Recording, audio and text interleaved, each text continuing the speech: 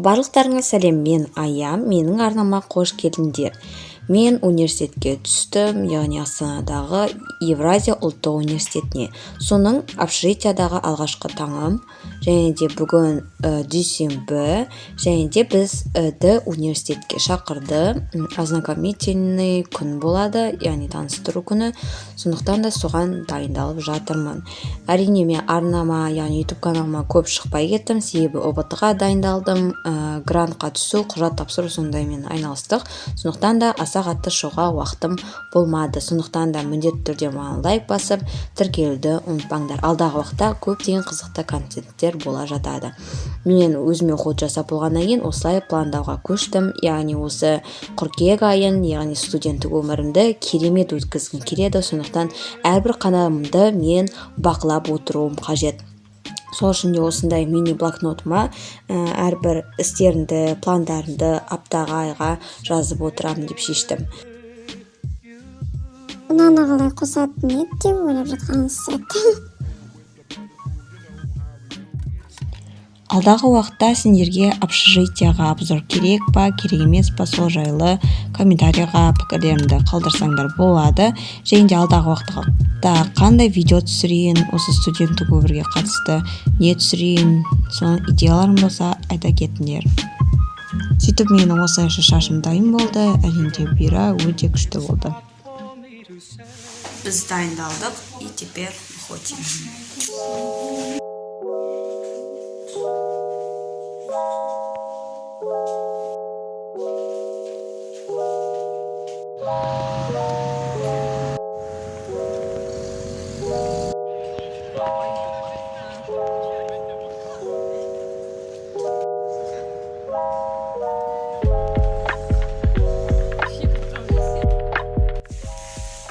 Универден келдім достар. Йо-майо, сендер ойлағандай универ ондай емес.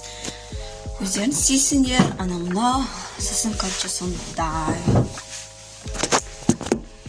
Вот.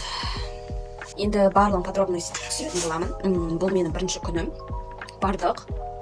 Бірінші кәдімгідей адамдар тұрыс қойды, сосын көргендеріне сөйтіп болды. И потом жай айтты, түсіндірді. Платонус деген сайтта, егер сондай болса, сабақ болса сондайға шығасың, анамына дейді.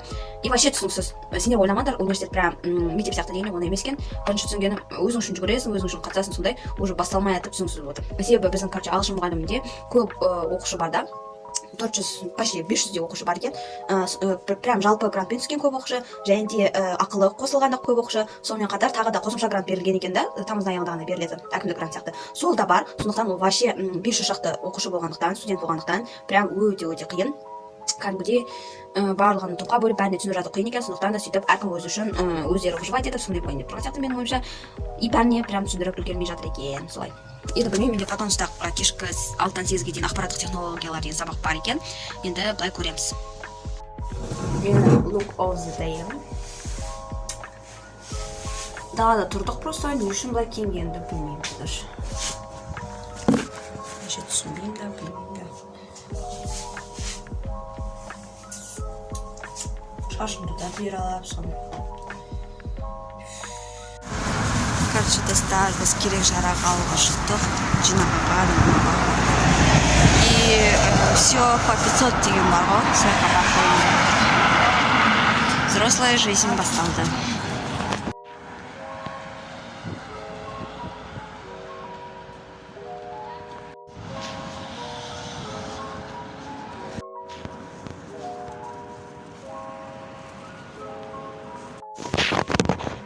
Магазиннен келдік. Басым ағалатыр. Қазын аяқтың барлығын жинастырамыз. Кешке open air болады. И сол жерде недеміз. Ашылу салтанаты open air студенттері соққа барамыз. И группаластармен кездесеміз. Әзірге жан-жақтың барлығы қысылатыр. Қазір жинаймыз, кәдімгідей белизна сондай екен, раскопровка, ячейкте қалжынаймыз. Фикс прайстан алдық. Бір қызығы, фикс прайста заттар арзан дейді, сондықтан алдық. Перчатки, осындай не, фери, белизна. пол жуамыз мына тряпкамен әзірге. Аяқтағы заттар, короче, шаңсөтетіне. Спортқа келдік, міне спортқамыз. Короче, біз 1000 теңгеге алдық. Бұны, короче, все по 500 теңген. Не бар ғой соқтың алдық. Күшті ғой.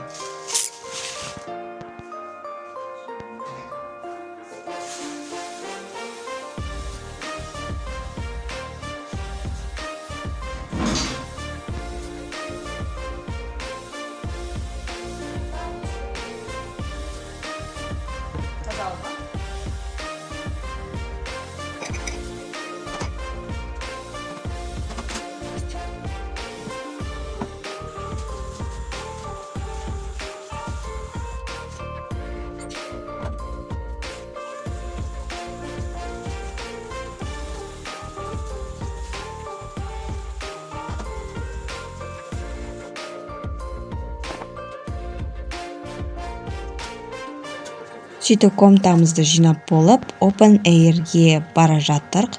Қасымда досым менің, комнаталас қарама-қарсы досым. Және де осылайша керемет өтті. Яғни билер, әндер, жалпы күшті өтті.